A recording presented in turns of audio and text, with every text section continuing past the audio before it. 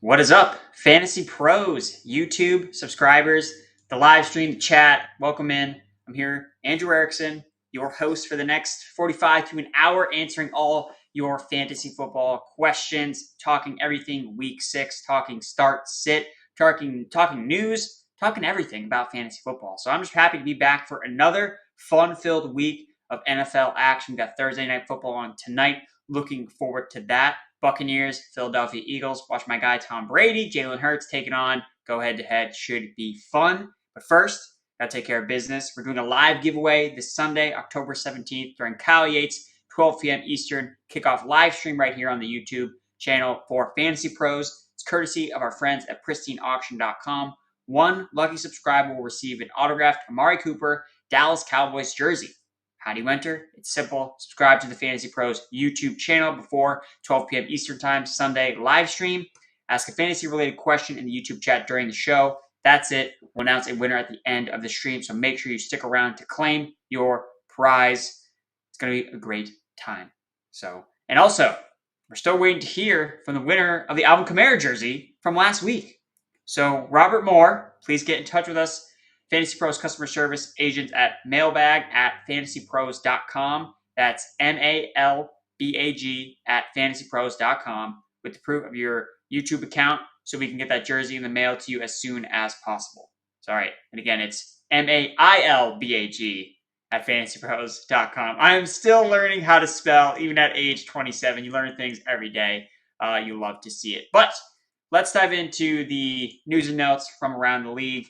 Talking about fantasy football, Tyreek Hill logged another DNP on Thursday. He's been dealing with a quad injury. Initial reports have not been super ominous about his availability for Sunday's game against the Washington football team, so I don't think that you're overly concerned. I mean, if Mecole Hardman is somehow sitting out on your waiver wire, I know he saw 13 targets last week, to go scoop him up. Josh Gordon. I can tell people not to add him, but people are going to do it anyway. So again, it is a reason to potentially, hold him to the back end of a roster in case Tyreek Hill misses any sort of time. Devontae Parker was also sidelined on Thursday with a hamstring injury. I'm concerned about him not playing. I would feel good about starting Jalen Waddle, though. I'll talk about Jalen Waddle in the start sits, but I think Waddle is a solid play to bounce back after a less than stellar performance last week.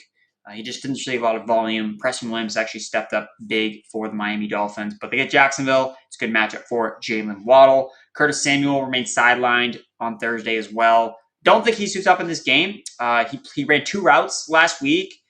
DeAndre Carter basically took over his role. And, Curtis Samuel, I don't know if people are still rostering him in fantasy. The guy's clearly not healthy. It's a big concern, because you can't trust him. You got to at least see him play a game first before you even think about putting him in your lineup. So I know that's a good matchup, but Curtis Samuel's a pretty desperation play.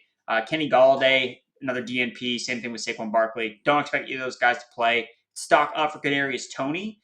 I would not be concerned about starting Toney even if Sterling Shepard comes back. I know that might be a reason to shy away because all of these receivers were out when Toney kind of had his breakout game. But what I would like to say, Tony wasn't just playing in the slot; he was playing on the outside as well. So I don't think that they just view him as a slot only receiver. He also saw 13 targets on only 55% of the routes run. So again, he was seeing a ton of volume. He didn't even play the entire game. He wasn't even out there on all snaps. So if his snap share increases, the targets are still going to be there. So I do like Kadarius Toney regardless of the availability of the Giants receivers. But Kenny Golladay should be out, which obviously opens up a big vacated targets window for Kadarius Toney to continue to produce in the lineup. Antonio Gibson was back at practice. Again, he's just getting his. They're limiting his practice workload so that he's good for Sundays. It's his shin injury that he's just been dealing with, and yeah, we saw last week. I mean, Antonio Gibson has basically been what you drafted him to be. It's a back end RB1. Again, the ceiling still exists with him if an injury is to happen to J.D. McKissic, so it's still in the range of outcomes where he does have that receiving ceiling unlocked if there's an injury. But right now, you're happy with where you got him. He does have untapped potential if there is a hurt running back on his depth chart. Daniel Jones still limited, still going through the concussion protocol.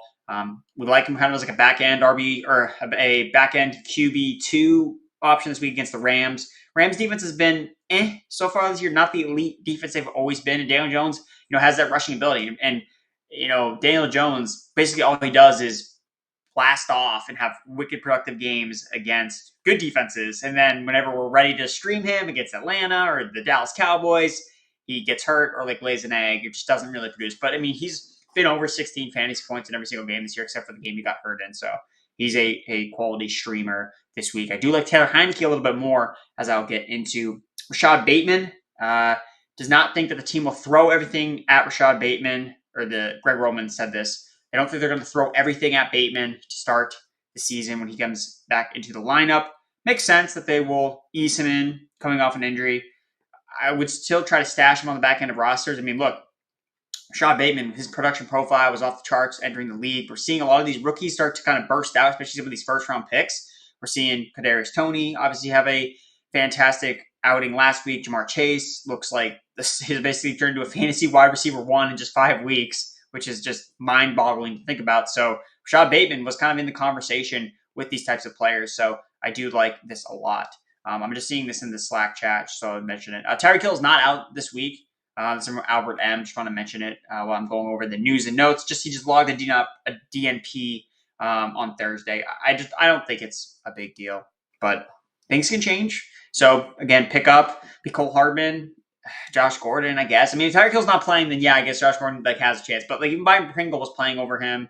Demarcus Robinson, they don't really throw the ball to. So even though he's running a lot of routes, he's really just more of a blocker. So yeah, I would pick up Pringle, pick up those guys if you're a Tyreek Hill owner, just as like a precautionary step. But that's really it for the news and notes around the league. I'll get into some start-sit questions, and then I'll get into my start-sit article, which you can find over on pff.com. The cover boy, poster boy is Darrell Henderson. So I know a lot of people are starting Darrell Henderson. It's not a hot take to say to start him, but I just wanted to highlight his great matchup. Maybe you're playing DFS, looking for a running back play. I like Darrell Henderson a lot. Look, he was the bell cow back for the Rams when he's been healthy this year. And even in the game last Thursday night, Tony Michel got 10 of his 12 touches when Darrell Henderson was just not on the field because he was getting looked at on the sideline. So could Darrell Henderson get banged up again? Yes, that is always in his range of outcomes. And he's been a player that has not been the most healthy of all running backs, but again, if he's healthy, then he should be in your lineup, and you should feel great about him against the Giants. 5th in fantasy points allowed to running backs this year, 3rd in rushing yards allowed to running backs this year. Giants defense has not been a great one at stopping running backs, so I really like Darrell Henderson. He's a top 12 running back, so any questions about Darrell Henderson, I'm going to lean Henderson as the answer. So we'll get into some of these questions now. Taylor Wellman, can I trust A.J. Brown, or should I go with a safe floor Tim Patrick and standards? Sitting 1-4, need a win. Yeah, I'm still going to go with A.J. Brown. Again, I would not say Tim Patrick has a safe floor, even though it seems like he does because he's super productive. I do like Tim Patrick a lot, but look, man, A.J. Brown led the team in target share last week, even though Julio Jones was not playing. They're going to throw the ball more. I don't anticipate them having the ability to just feed Derrick Henry against a explosive Bills offense that's going to put up points. Against Tennessee Titans, they're going to have to be more aggressive on offense. So, A.J. Brown, I know people are starting to sour on the Tennessee Titans alpha wide receiver, but I would not be. That's why I listed him as a start in the Start Him Sit Him article this week over on PFF.com, because I know that people are starting to get concerned. They're like, oh no, like what do we do? But think something to look at. No, don't always pay attention to necessarily defensive matchups as the be all of should I start or sit this player. You want to look at how this player is being used. AJ Brown, again, very high target share last week, 22%. He ran a route on 89% of Ryan Tannehill's dropback. So he was playing a full-time role for the offense. Just they threw the ball, 26 times. They just didn't do a lot of passing because they have the big dog. They have Derrick Henry, and they're playing Jacksonville. So it's not really shocking that they decided to go with a run-heavy approach. So I think that you can still go back to AJ Brown. Tim Patrick, yeah. But in that specific game, he's obviously been productive without the other receivers, but Noah Fant was really not involved. So if targets, go back towards Noah Fant and Courtland Sutton, then you're kind of like sitting with the bag being like, oh, like Tim Patrick, not great. And yeah, I think AJ Brown he's a better player. I just think he has more upside. And he's playing on Monday night. He's going to bring the fire on Monday Night Football. So I like AJ Brown. Josh Hines, Tyler Boyd, Jacoby Myers for my flex. That's an interesting question. All right, I got to bring up the ranks because I always get these ones where they're close to each other. And for this one, I'm probably going to lean towards Jacoby Myers, just when I'm looking at, okay, which guy do I project or which guy do I imagine seeing a larger target volume in his offense? It's going to be Myers. Myers is the number one for the Patriots, whereas Boyd is behind Chase and behind Higgins. Like we haven't seen Boyd really have a productive game so far this season without one of those guys not playing. His best game was against Jacksonville when Higgins wasn't playing, whereas Myers, he's always been the most targeted wide receiver on the Patriots. Dallas's corners are good, but they're not locked down. Like Anthony Brown and Trevon Diggs, like they get targeted a lot because they have guys running open against them. They make a lot of plays too. Like Diggs obviously leads the NFL in interceptions, but I still think that Jacoby Myers would be the play there for me as a flex option. Nate Ford, with Hockenson struggling and missing practice on Wednesday, would you start Ertz or Seals-Jones over him in PPR? I really wouldn't. I'm still probably going to start Hockenson. I mean, he's still playing a significant amount of snaps. Don't know how banged up he is. I think that you should give yourself some time, maybe based on the matchup. So, I really like Seals-Jones a lot. I mean, Seals-Jones is probably one of my favorite plays this week at tight end. He's definitely a start. And I like Ertz as well. But, Hockenson just has a ceiling that those guys don't necessarily have. So, I would wait, see if he logs another DNP on Friday. If we get more injury news, then, okay, I can see you flipping to Seals-Jones instead of using Hockenson. But, you don't need to start Ertz tonight. So, I would just, add Seals-Jones just in case. I think that Seals-Jones is just as good of a play as Ertz is, so you can wait a little bit more. But I would still try to start Hockenson. I shine. 10-team PPR. Should I start Antonio Brown or CeeDee Lamb? I'm going to start CeeDee Lamb. I'm a little bit lower on Antonio Brown this week than most.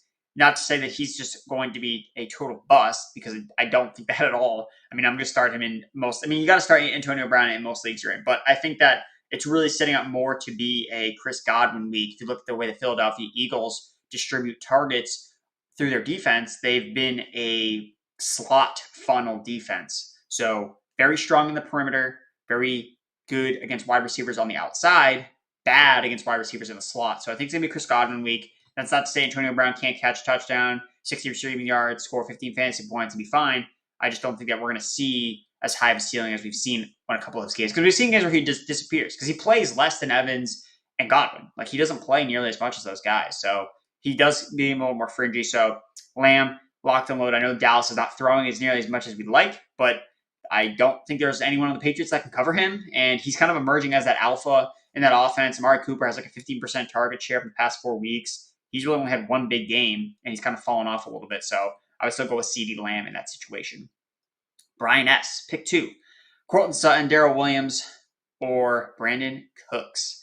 Yeah, this one's going to be Courtland Sutton for me. Again, if you have one of these running backs, Darrell Williams, Devontae Booker, I think that the move is you want to put them in your RB2 slot if you don't have any other options. But you're not necessarily flexing them as your flex because we don't know what their upside is going to necessarily be.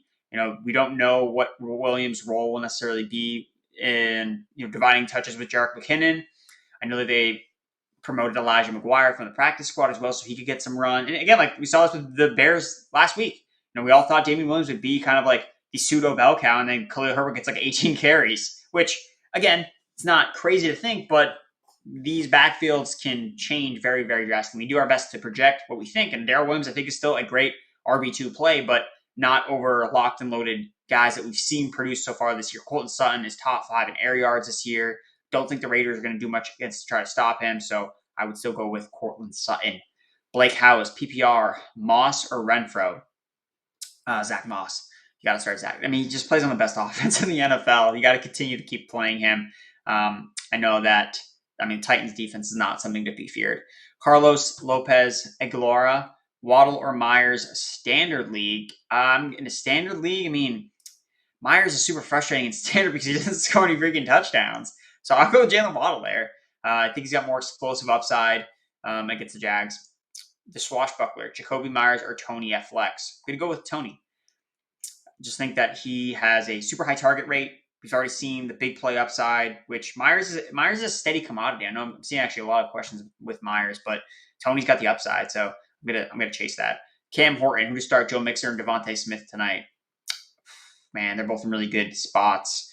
I'm still gonna lean on Joe Mixon. I think that he's playing the Lions, guys. Like this is the smash spot. If you can't start Joe Mixon this week, then you got to trade. Then you should just trade him off your team because we've seen guys just blow up. Aaron Jones, David Montgomery, Alexander Madison, just guys have massive games against the Detroit Lions as running backs. There is no Samaje Perine. He's not going to play. So Chris Evans is the backup. He's played 7 snaps in week 5. They played Joe Mixon over him, even though Joe Mixon was like at half speed. So yeah, I think you really got to play Joe Mixon. I like Devontae Smith. I like the matchup, but I'm playing Joe Mixon. Jeremy Santana, full point PPR, Kenneth Gainwell, Brandon Bolden, or Alex Collins. See, now this is a question I can get behind. I like this question. It's Kenneth Gainwell. He has one of the highest target rate per route run metrics and scores, which is something that I write about over on PFF.com. It's really like capturing how often a player is targeted, not necessarily looking at their overall target rate, but how often they're targeted on a per route run basis. And Kenneth Gainwell is really up there. Like he's up there with the top 5. Guys like Cordero Patterson, Devontae Adams, and we know the script with the Bucs. You cannot run the football on them, and the Eagles have been more than willing to not want to run the football on teams that they face this year. So I can't imagine their game plan is to just give the ball to Miles Sanders 20 times for 20 yards. They're going to use the running backs in the passing game. That's what we saw Myles Gaskin do and have a great game against the Buccaneers. And Kenneth Gainwell has been the primary pass-catching back. He's been the Nyheim Hines for this Eagles offense. So I think that we're going to see Kenneth Gainwell really emerge like him in DFS this week as well. So I think he's a solid PPR option. Curtis, what up, Andrew? Pittman or Devontae Smith? I'm going to go with Devontae. Buccaneers, if you watch Richard Sherman play, he is not fully back to status. Jamal Dean is a good cornerback, but the Eagles are just going to throw so much that Devontae Smith is going to get targets. He's going to get fed. I like Pittman, but Smith's just in a better spot. Jonathan Rowe, Cortland Sutton, or Michael Pittman. Sutton, again, top 5 in air yards this year. Alpha status. On a bummed ankle. I moved him down my rankings when he hurt his ankle, and I'm ashamed that I did that because all he did was just score a touchdown, 120 receiving yards last week, and I was just like, ugh, man, you don't fake Cortland Sutton. He's just too good of a player, and he's just the alpha in that offense. Niso, Jacoby Myers, Shepard, or Tony in the flex. You can go with Kadarius Toney. Gavin, 1139, Devontae Booker, Latavius Murray, or Damian Harris, full point PPR. Yeah, so this one I actually do prefer Devontae Booker. I think that Booker has shown that, at least the Giants have shown us, the viewers, fantasy gamers, fantasy managers, that Devontae Booker is their bell cow. Like, they want to use him in a bell cow role. He was top 5 in expected fantasy points last week, which is kind of considering it's a metric that a lot of people use, but we have a version of it over on PFF.com, something that I rely on heavily because it helps capture a player's opportunity. How many carries are they seeing? How many targets are they seeing? And Booker was all involved in all facets of that game against Dallas. And Dallas has a pretty good run defense. So he scored a touchdown. He was involved as a receiver. He was running routes. So I do like Devontae Booker just because he's a good volume play. Yeah, the Rams matchup's it's not great. But it's not really bad. And the Rams have had a couple games where they haven't been great against running backs. David Montgomery was pretty effective against them. So it's not like they're playing the Steelers, like don't play, they're playing the Bucs. It's not that kind of matchup. So I know Aaron Donald is good, but he's not the entire defense. So I would continue to, stick with Devontae Booker. Latavius Murray, I mean, look, we could see Tyson Williams see more carries in this game. Like I feel like he's kind of a guy I want to pick up off the waiver wire just to kind of see how things play out. Because after what happened with Myles Gaskin, where it looked like he was buried on the depth chart, like he's behind Malcolm Brown, like he's never coming back. Like the fact that Tyson Williams was active in a game, I know Murray still led the team in carries and snaps played, but the fact that Tyson Williams was at least active gives me some kind of hope that maybe they try to turn him loose a little bit. I mean, he's definitely the more explosive runner. He ranks extremely high in PFF's breakaway rate, so I want to see, because the Chargers defense is not good against running backs. They are the worst team against running backs, last in the league. So I want to see if Tyson Williams gets a role in this game. Injuries happen too, so we could be talking about Tyson Williams as a waiver wire ad next week. So I think that you want to add him to the back end of your roster to see how things play. And if he goes back to being active, then you just drop him again. So no harm, no foul. But yeah, I would just thought Devontae Booker over Latavius Murray and Damian Harris. Lewis Rosado, Claypool, or Tyler Lockett. I'm going to go with Claypool. I think that what we're going to see with this Geno Smith era the next couple of weeks is I think DK Metcalf managers are going to be fine. Because what happens when these backup quarterbacks come into the games, they lock on to their alpha wide receivers. And if Geno Smith, if you're Geno Smith and you come into the game, like who are you going to throw the ball to? Like this gargantuan 6'4" wide receiver, or Tyler Lockett, who's like 5'10" slot receiver. Like you're going to gravitate your targets and pass attempts towards Metcalf because he's the alpha. Whereas Lockett, I mean, so much of Lockett's game and how good he was related to Russell Wilson. It's not to say that Lockett doesn't deserve the credit, but the fact that their chemistry, like whenever Russ was like rolling out of the pocket, like he would always hit Tyler Lockett downfield. Like there's no that doesn't exist now with Geno Smith at quarterback. So the efficiency is going to be down for both guys. But I think that we're going to see Metcalf start to see like more targets actually than he had with Russ. I think that Geno Smith's going to lock in onto him. So I think Metcalf, I think you're feeling good. I think Metcalf's kind of like a sneaky buy low based on the new quarterback. I think, his efficiency is not going to be as good, no doubt. But I think the volume is going to be there for him. Pittsburgh's a good matchup. So I would go and try and buy DK Metcalf now. I mean, because Russ is going to come back eventually. And DK Metcalf is a freak. Whereas Lockett, I am more concerned about. So with no Juju Smith-Schuster, again, chasing these freaky guys with freaky traits, that's Chase Claypool written all over him. Basically, DK Metcalf mini from last year. So I will go with Chase Claypool. Jackson, Risk, Marquise Brown, or Cad Tony. It's the first time I've heard that nickname, Cad Tony. I like that. I'm going to go with Marquise Brown. He's starting to really break out in year 3. So I do like that for him. It's a good matchup. Chargers, shootout environment. He's getting targeted. Tons of end zone. He's actually tied with Emmanuel Sanders for the most end zone targets this season. So he's got the touchdown upside. Keith Tapp, PPR, Antonio Brown, Darrell Williams, Cortland Sutton, Chase Edmonds, or Brandon Cooks. That is a lot of different options. All right. Only one. I mean, I'm probably going to go with Cortland Sutton. I'm going to go with Chase Edmonds. I'll go with Chase Edmonds there. Again, another shootout environment. I think that he offers a lot of upside as a pass catcher. I know he busted last week because he was hurt, but he's off the injury report. So I do like him there in that spot. Cheesy bread, Robert Woods or AB, half-point PPR. All right, this one is probably close. See, I want to say AB, but I think I have Robert Woods higher. Of course, they're going to be probably ranked next to each other. No, I got Robert Woods ahead. I'll go with Robert Woods. Matt Howard, Hawkinson, or Schultz. I'm still going to start with TJ Hawkinson. Luis Gonzalez. Should I start Dak Prescott over Kyler Murray's shoulder this week? Yeah, I mean, if you have both of them and you don't need to take the risk, because again, with Kyler Murray, this happened last year. He got hurt, and then he stopped running, and then he wasn't good anymore in fantasy football, and it was super frustrating. And we didn't see him run last week, and that's why he was not good. So I think obviously Murray has the higher ceiling than Dak because he runs, but if he's not running anymore, then he's kind of not like useless. But because those guys are both top tier quarterbacks, you just don't want to risk anything. Then yeah, I think that makes a lot of sense to start Dak. I mean, I'm not going to rank Dak over Kyler because it's just 1 week and it could have been a fluke where he just doesn't run. But again, you have to look at your roster. I mean, what I did last week, which was an interesting roster move, just to kind of give an example. I had Robert Woods play on Thursday night, so I knew I had a lead heading in. So I benched Cortland Sutton for Tyler Boyd, knowing that, okay, I don't need the upside of Sutton because he's banged up. What if he leaves the game with injury? I'll play Boyd. Cortland Sutton was the better play, but it didn't end up hurting me because I had a strong lead. So I think that makes a lot of sense. So, after Thursday night, always go check your matchups and kind of see I'm buried. Okay, I need points. I'm not going for floor here. Or, oh, no, I can actually be safe. So pay attention to your matchup. Pay attention to who you're playing. Maybe if they're playing a bunch of backups and because they have guys, maybe they have a lot of Falcons players or Saints players, then maybe you can kind of make your risk assessment based on your matchup this week. Alexander Doan, Waddle, Boyd, or Miles Sanders in half-point PPR. Not Miles Sanders. I have this worst feeling in the world. Miles Sanders is going to rip off an 80-yard touchdown, and he's going to make every fantasy analyst eat the L because that's what he does.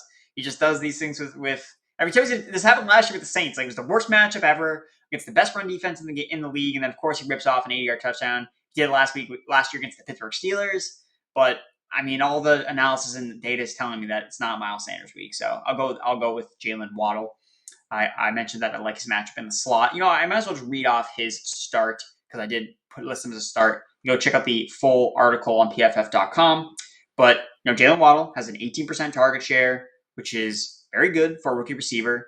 Top in the league, alongside Kyle Pitts and Jamar Chase. He's running around 84% of the Miami Dolphins dropback, so he's out there running routes. Route participation is very high. He owns the third easiest schedule for the next 4 weeks, which I kind of think he's kind of like a buy low guy. And the matchup is really good versus Jacksonville. 30th yards per target and receiving yards to slot receivers this season. Waddle they're scheming up touches for Waddle. I rewatched that game earlier today, Miami versus the Bucks, and they're trying to get Waddle involved, but they didn't connect on an end zone target. He dropped a pass that got intercepted. Just wasn't his day. So I would not bury him. It's a really good matchup against the Jags. So I will go back towards, and the targets are still there. He's still being involved in the offense. So, and he's really only been the one that's been consistently getting targets. 1 week it's Gesicki, 1 week it's Parker, 1 week it's Myles Gaskin. But it's always kind of been Waddle's been involved, and he might get Tua back as well. So they have a connection there from Alabama. So I like the matchup with Waddle. David Carroll, Emmanuel Sanders or Tyler Boyd in the flex. Emmanuel Sanders. It's crazy to think that, but the guy is just on fire right now. When guys are on fire, you just keep playing them. You just got to ride the wave. Like Cordero Patterson, maybe he comes out cold after the bye week, but Emmanuel Sanders is just, him and Josh Allen are connecting on all cylinders. He's getting a ton of high-value targets downfield, targets in the end zone. I mean, he's basically seeing a combined role of what John Brown and Gabriel Davis had last year. He's seeing that. He's commanding all these high cholesterol targets. So I think Sanders is someone you're going to just continue to play. DJ Colin, standard league, should I start Devonta or Claypool? I'll go with Devonta here. I think that, again, the matchup is really good in a standard league. Devonta is actually overdue for touchdowns. He saw 2 end zone targets, actually 3 end zone targets last week. One of them was a 2-point conversion, but they missed. Him and Jalen Hurts have missed in the end zone a couple times. I think he scores tonight. So if you're into prop betting, there you go. Devonta Smith, the over on 0.5 receiving touchdowns. Zach Cave, PPR, Dak or Stafford. Love the PPR quarterback questions. I'll go with Dak Prescott. The Patriots defense got shredded by Davis Mills. I don't know how it happened, but they did. And it seems like they can only scheme up for Tom Brady and not anybody else. So, yeah, I'll go with Dak. I have to rank back-to-back, but I'm going to go with Dak Prescott. Dingle, Torres, Gainwell, or Javonte Williams at flex. I'm going to go with kind of Gainwell. Especially if it's a PPR league. I like the receiving volume he's getting. It's a good matchup. Javonte and Melvin Gordon are just in it. They're just they finish every week. It's just RB30, RB24, and whoever scores a touchdown will finish as a top 24 running back. But they're just so split down the middle that it doesn't matter what the matchup is. It's really hard to get a gauge. I don't personally have a lot of either of them, and really have never considered even. I have Javonte Williams in a dynasty league that I just never started because I'm he's okay. I'll have to start him on bye weeks, but he's not someone that I'm just trying to jam into my, because there's no separation. We've seen glimpses of Javonte looks good, but until we see legitimate oh my god 60-40% split snaps, you're okay, that's a win. it's so 50-50 still between him and Melvin Gordon. That's just, you're just kind of baking in low end RB2, upside. And the matchup is like the Raiders haven't been terrible on defense this year as they usually are. So yeah, I'll go with Gainwell. I think Gainwell has more upside. His matchup just screams this is a Kenneth Gainwell game. Jacob Glazer, trade Damian Williams for T. Higgins, half one PPR, 100%. It's a great trade. Love it. Love T. Higgins. Damian Williams is okay. Filled in really well, but I mean, Khalil Herbert had a lot of touches, and Dave Montgomery's going to come back. So T. Higgins, I think, can still carve out a nice role alongside Jamar Chase. Andrew, start or sit Myles Gaskin. You're going to start him this week. Jacksonville is not good against running backs. He got the workload back last week. I would not be surprised at all to see Malcolm Brown play more again, but I hate to be wishy-washy. Listen to sit last week, listen to start this week, but I mean, we have to go based on what we saw, and Miami saw good things from Myles Gaskin, so they should continue to use him, whereas last week they saw bad things from Malcolm Brown, so we can't necessarily blame the coaching staff for well, why'd you get Myles Gaskin the ball? It's oh, well, we kind of reviewed the tape and saw he's not good. So yeah, I think Myles Gaskin makes a lot of sense to play. Casey Walsh, Teddy or Wentz? I have Carson Wentz ranked higher. Carson Wentz has been pretty good, dare I say, and I think that he's in a good spot. I mean, the Raiders defense, like I mentioned, have a good pass rush this year. We don't know how they're going to react, coming off the John Gruden thing. I don't know how their team is going to react to it. We've seen a lot of times where coaches or where teams rally around a coach, getting fired. I don't know if that's going to be the scenario here. The Denver defense is pretty good, so I don't know. Maybe we don't see from the offensive side, but maybe the defensive side really gets fired up and they do a lot of damage. So yeah, I would go with Carson Wentz. I mean, he's playing the Texans. This is a layup spot for him. He played really well against the Ravens, so he should play well against the Houston Texans.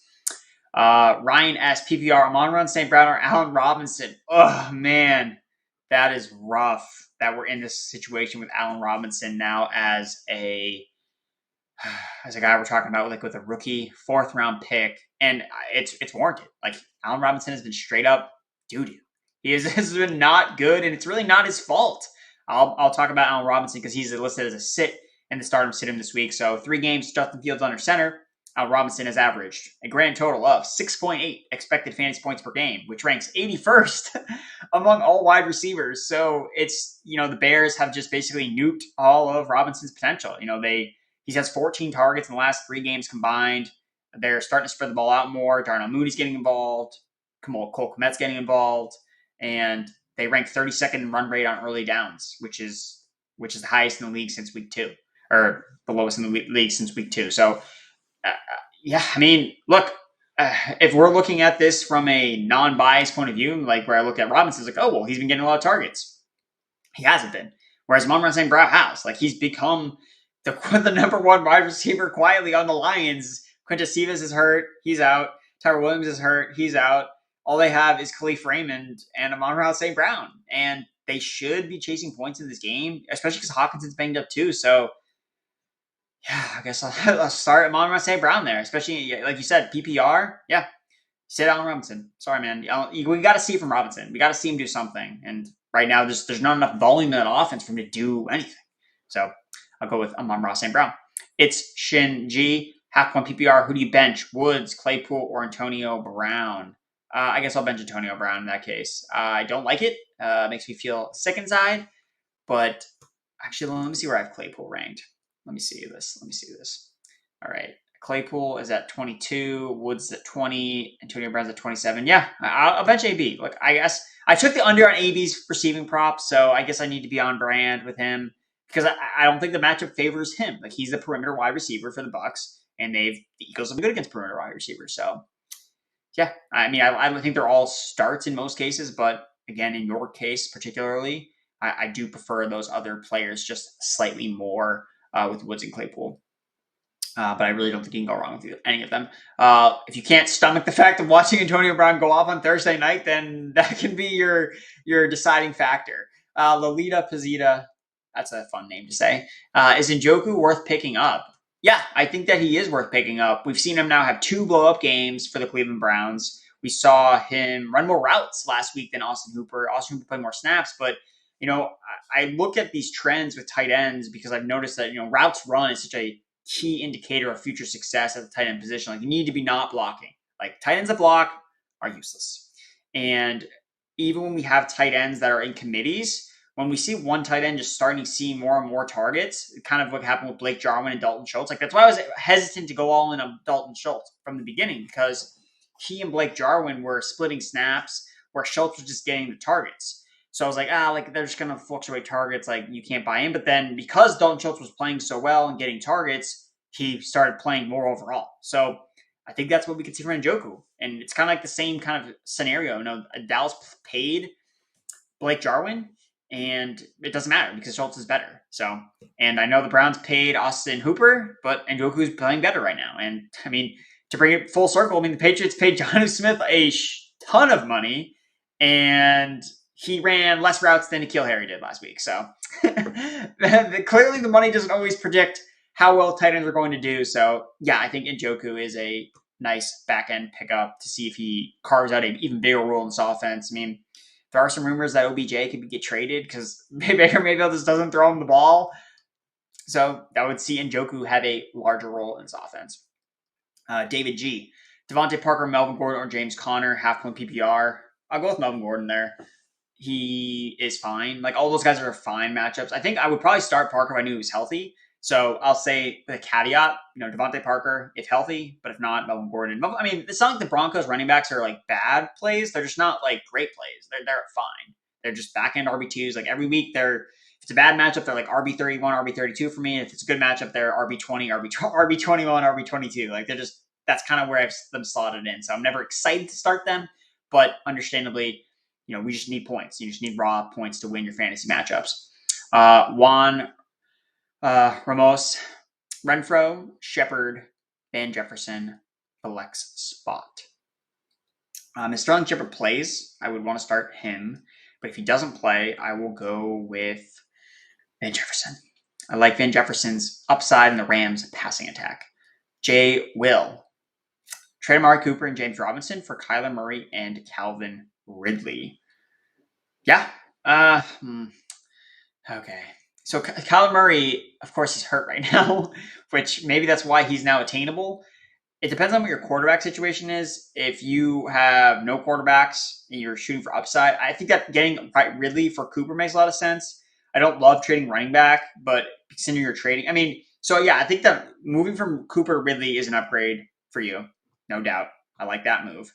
Robinson for Kyler Murray. Again, if that fits your team need, I don't know what the rest of your team looks like, but if you feel like you're okay at running back, you really want to shoot for the moon at quarterback, then yeah, pull the trigger. Tristan Mickelson. Is Michael Thomas coming back next week? Is he a wide receiver 1-2 when he's back? I would hope so. I don't know when he's coming back exactly. There's a lot of question marks with him. We don't know how his targets are going to be distributed this offense has just not been throwing that much. I think he's at least a wide receiver 2. That's what I'll probably rank him when he comes back. I think that's where I have him. I have to look at my season-long rankings from, seemingly forever ago to kind of figure out where he ended up going. But yeah, I think he's a wide receiver 2. Hey, Andrew, how's your day going? Appreciate that, Bob1235. Half-point PPR, Jamal Williams, Chris Carson, or Pollard. So, guys, I play in a league where I start Tony Pollard every single week, and it's been pretty fun. Like, he's just a really explosive player. He makes big plays. So, yeah, Chris Carson is playing the Steelers, which sucks, and he's banged up. They're going to split work with Collins. That's gross.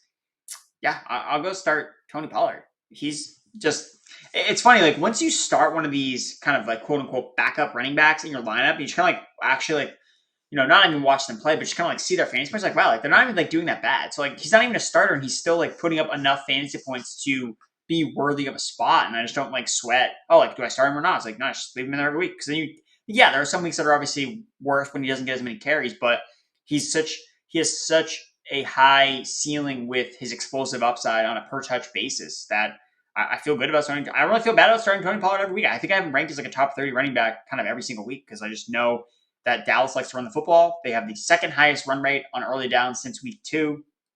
Only the Bears have higher. And because they're ground and pound, and the Patriots are a run funnel defense, they're inviting teams to run the football on them, and teams have been successful so far. So I think Dallas will gladly accept the invitation to run the ball down Bill Belichick's throat, and that means Tony Pollard should have a productive game. On my choice, start Bolden or Hines at RB2. Half-point PPR, man. I'll still go with 9 Hines. the Colts should have their way with the Houston Texans, I would hope.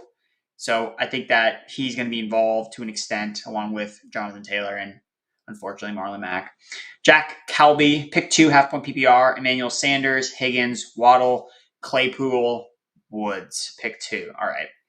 So I'm going to start in, all right, where do I think it's Claypool and Woods for me. Yeah, it's going to be Claypool and Woods out of those. Man, I like Higgins. All right, no, sorry, I apologize. So it's Higgins and Woods for those 2 players. Jack Colby. You have, they're all, I think, kind of in my top 30 receivers. So it is close, but I like Higgins against the Lions, and Claypool is just getting more opportunities. Seattle Stevens is not good. I know Big Ben is not super great, but all he needs to do is dump the ball for Claypool, and Claypool just makes plays, and he just gets it done. So we've seen Claypool have a 22% target share in the 2 games he's played without another member of the Steelers wideouts, and we thought Claypool was going to be a breakout candidate this offseason when we thought Juju was going to leave, and now he's going to get the chance to full-on breakout. So I think the talent's going to rise above the situation where Big Ben is kind of eh. So if Claypool has like a bad game, I would be buy low on him. I know Big Ben is not great, but Claypool, the talent is very apparent. Jordan C. Hey, Andrew, please choose one to bench. Mixon, Henderson, McCaffrey, or Hunt. Oh my God. They're all so good. I guess I would bench Kareem Hunt because he's a backup running back, but it doesn't feel good. That's a terrible question, Jordan C. But McCaffrey's 50-50, so you may not actually have to make a decision. He's 50-50 to play, so if he doesn't play, then you make the decision easy. But out of those guys, I'll bench the technically backup running back. Benjamin Wiseman. PPR, Myles Gaskin or Jacoby Myers? I'm going to go with Myles Gaskin in that case. And again, guys, if you want to ask questions, you got to subscribe. And for the love of fantasy, like the video. Laura Polly, do you think maybe, just maybe, Quez Watkins is a strong night tonight? Man, this must be a very deep format if you think about Quez Watkins. I'm going to shout out to my co-host on the Sirius XM Fantasy Sports Radio show, Brian Drake. He's a diehard Eagles fan, and he likes Quez Watkins a lot tonight. It's a sneaky play. So I'm not going to go against him. He's very in tune with his Eagles, and Quez Watkins he's flashed. Again, he's been probably more of a consistent wide receiver 2 in this offense than Jalen Reagor has been. So yeah, I think if you're desperate, you need upside. Yeah, well, Watkins makes some sense. Just make sure he's on your flex spot. But yeah, Tariq Grady, Pittman, or Ruggs? Oh, Pittman. Easy. Pittman is taken over as the alpha in the Colts offense. 22% target share. Looked great. Finally scored a touchdown. So yeah, Michael Pittman, easy. Pick Nick Basket, spelled very uniquely. PPR, Waddle or Tony? I'm going to go with Kadarius Toney. No, I'm not. Jalen Waddle. Or we'll do it with a caveat. So if all the Giants receivers are still out, like Shepard's out, and it's really just like the Toney show, then go with him. But if not, then I would go with Waddle. And then kind of vice versa. So if Parker comes back, all these other Dolphins receivers are back, I'd lean towards Toney. Jonah K, Darren Waller, or Dawson Knox? I'm thinking of trading Waller to upgrade at wide receiver. Rest of season. Dawson Knox is on fire right now. I don't know how sustainable it is. He's kind of like Robin Tonyan-esque, but the routes runner there. So I think that if you want it, Waller just has so many targets in his offense and he's just locked and loaded.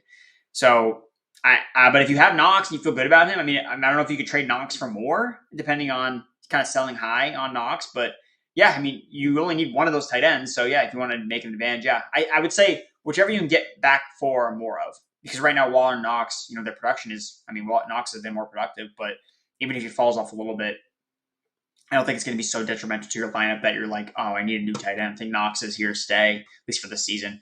Booker or Damian Williams? I'm going to go with Damian Williams in this case.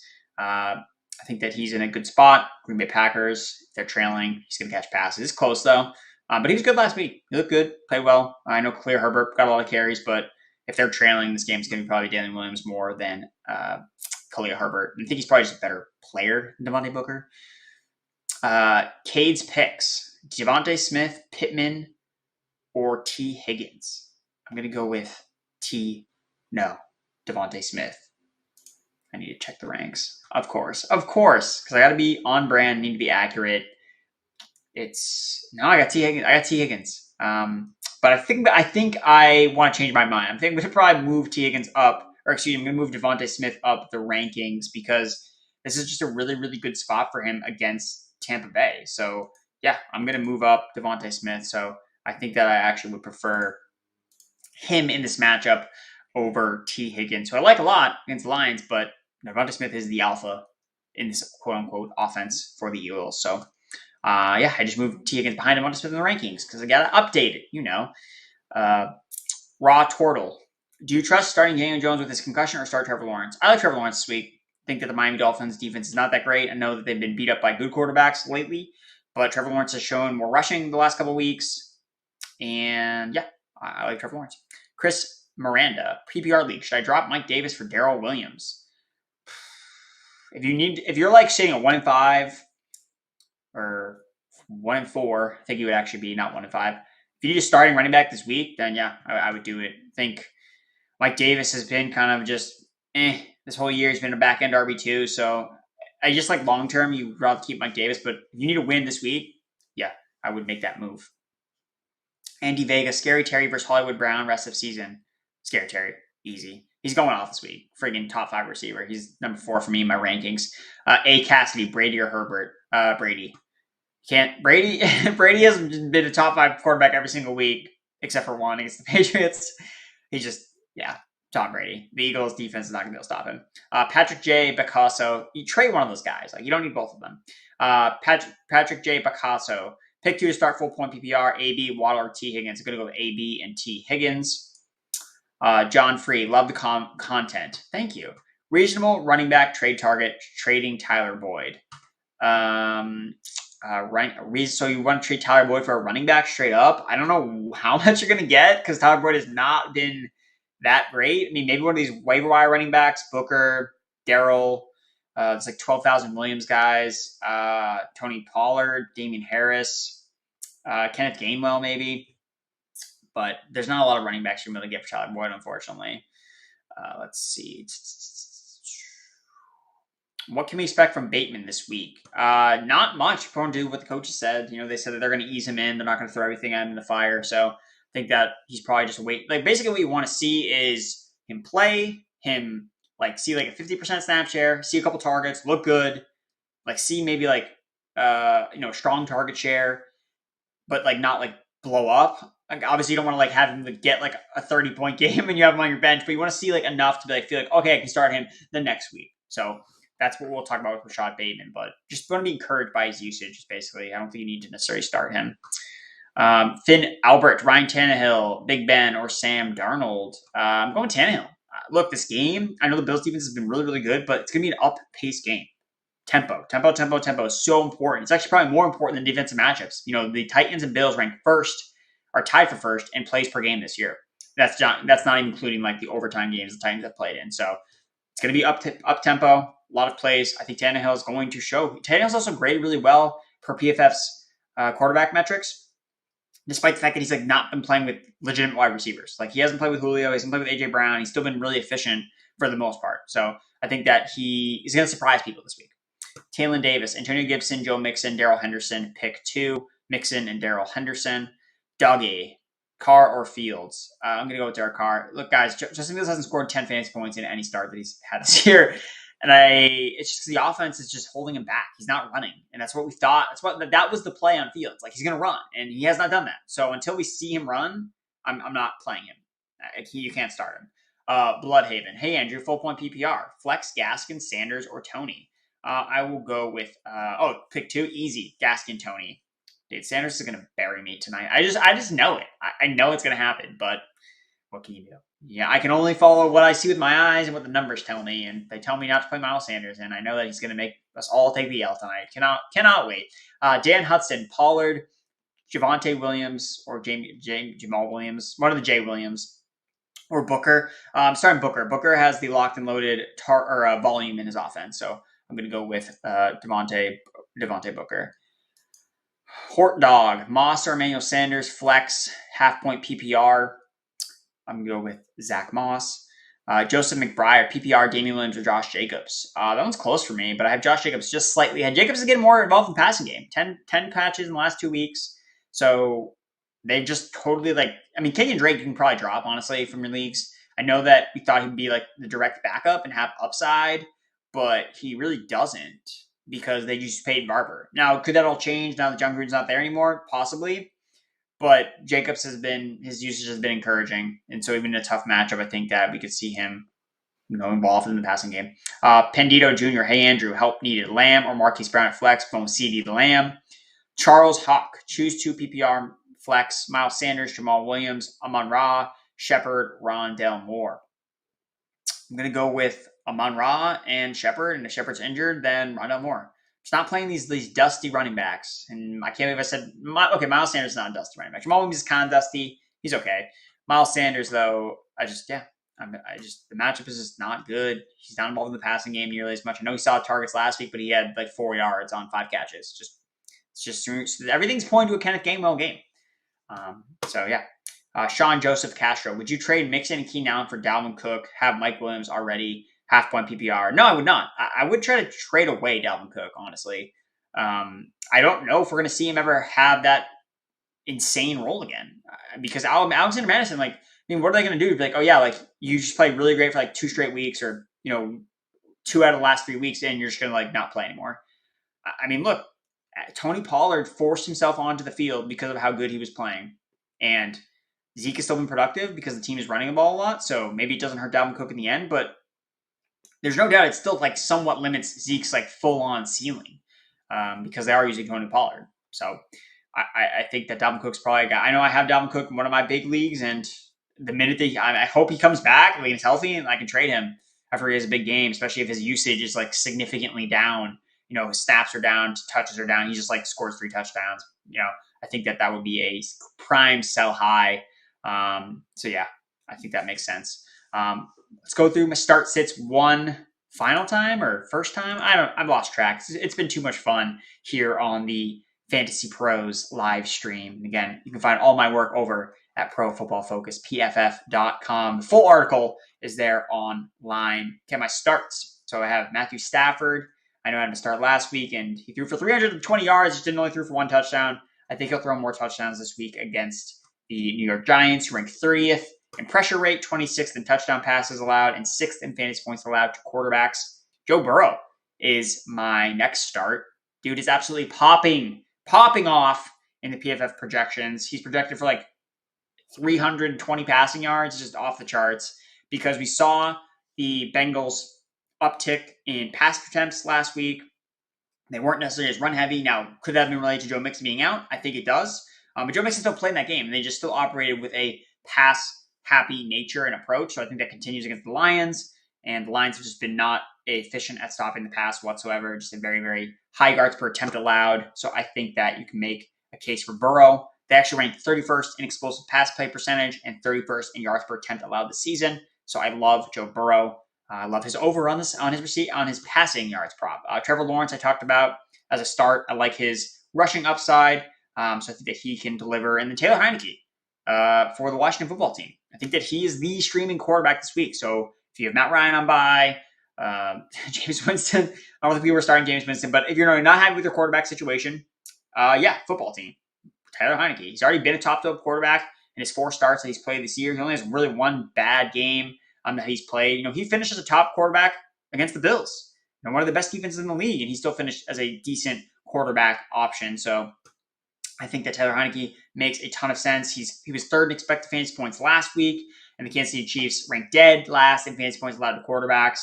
Heineke also has the rushing. He ranks 4th in the NFL in scramble yards, so he's starting to run a little bit more. And the Chiefs, again, they've played Lamar Jackson, but they've allowed the most rushing yards to quarterbacks so far this year. So I think Heineke is a really, really good play.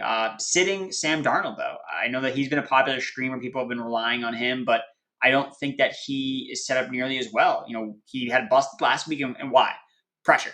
He saw a 57% pressure rate, highest of the year, and he kind of turned back into the pumpkin that he was in New York. Always under pressure and just not nearly as efficient as a passer. So, I don't think that really improves. The Vikings have a top 5 pressure rate this season. So I think he's going to be under pressure again. And they've been a top 10 defense in terms of fantasy points allowed to quarterbacks. So Sam Darnold, I'm not looking to stream this week. Derek Carr kind of also falls into this category. Just he hasn't been great the last couple of weeks. Struggled against some beatable matchups, 12 fantasy points per game. Broncos have been strong against quarterbacks. They rank number 2 in terms of fantasy points allowed to the position. Start Darrell Henderson. Chase Edmonds, I know he underwhelmed, but he has a very high target share at the running back position, 16%. And he's been uber efficient as a rusher, 5.5 yards per carry. I think he can still be an RB2. We saw this defense give up a big week to Austin Eckler just a week ago, 30 fantasy points. And because Eckler and Edmonds kind of operate in similar roles as pass catching backs, I think we see Edmonds get it done here and deliver in a high-scoring affair, and especially if Kyler Murray is banged up as well. We could see him used more in the running game, as we've seen coaches sometimes do. Josh Jacobs, I mentioned that he has 5 targets back-to-back weeks, so I like him coming off a season-high 19 touches. Again, volume is king, and Jacobs is getting more volume in this offense. Latavius Murray, if you have Latavius Murray, you probably should start him this week just because the matchup is prime. Chargers don't care to stop running backs. They just don't care. They don't stack the box, light fronts. They allowed over 200 rushing yards to the Browns running backs last week. The Ravens are not running the ball nearly as effectively as they've done in years past because of offensive line and running back injuries, but Latavius Murray is still kind of the 1A in that backfield, so I think he makes the most sense. Miles Sanders, I've talked about ad nauseum as a sit this week. Guys, he is the RB 32, and Kenneth Gainwell's RB 33 on the year. I cannot get behind Miles Sanders. He only has 1 top 15 finish since week 1. Tampa Bay, fewest rushing yards allowed to running backs, and Philadelphia ranks 31st in rushing plays per game. They're just not going to run the football. They're just going to throw it, and Kenneth Gainwell has been the pass-catching running back more often than not. There's just no floor with Sanders. He has to literally rip off an 80-yard touchdown, and is that his range of outcomes? Yeah, it is, but I just don't want to bank on that. And so when he does rip off an 80-yard touchdown, like you guys will know, I'll be tilting my face off because he did it. James Conner, he's been really running hot touchdowns, but I don't think it's necessarily super sustainable. I don't like the matchup here. PFF's 3rd worst rushing. I mean, Conner hasn't really been efficient either.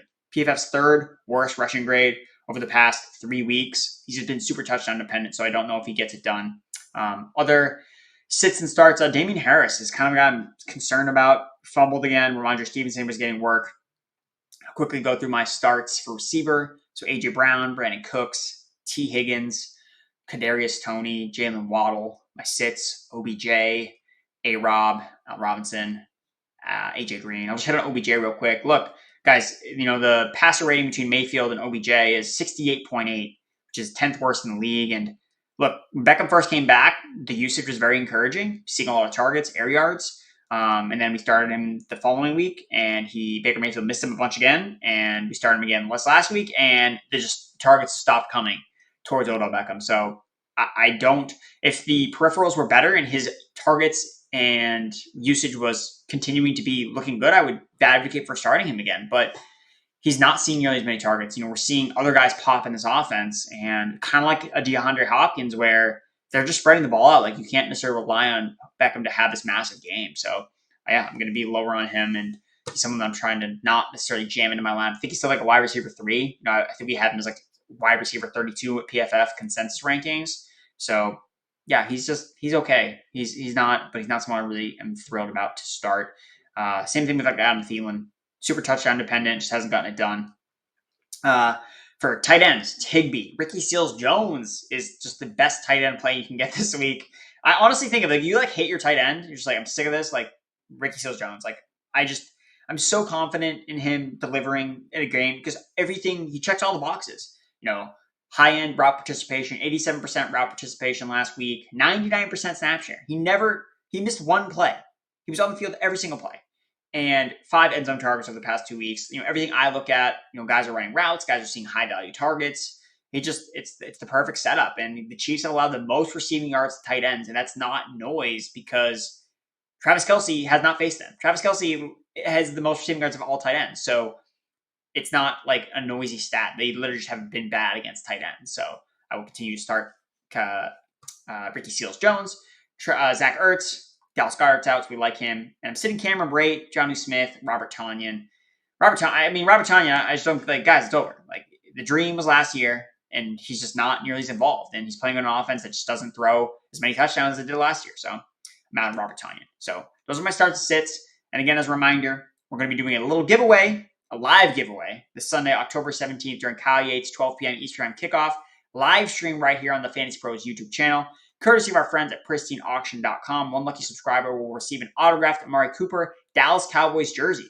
How do you enter? It's simple. Subscribe to the Fantasy Pros YouTube channel before the 12 p.m. Eastern Time Sunday live stream. Ask a fantasy-related question in the YouTube chat during the show. That's it. We'll announce a winner at the end of your stream, so make sure you stick around to claim your prize. And that's going to do it for the live stream. I guess I have 4 more questions I'll just go through very quickly. Higgins or Antonio Brown, full point PPR. That's from Michael Vare. We're going to go with Higgins. Jacob Noor, full point PPR. Kenneth Gainwell or A.J. Dillon. Going to go with Gainwell. Satesh Goopy, start Ertz over Gesicki. Yeah, let's do it up. Gesicki, I got concerns about, so I'll go Ertz. And then Tom Sasso, Evan Ingram, a viable streamer.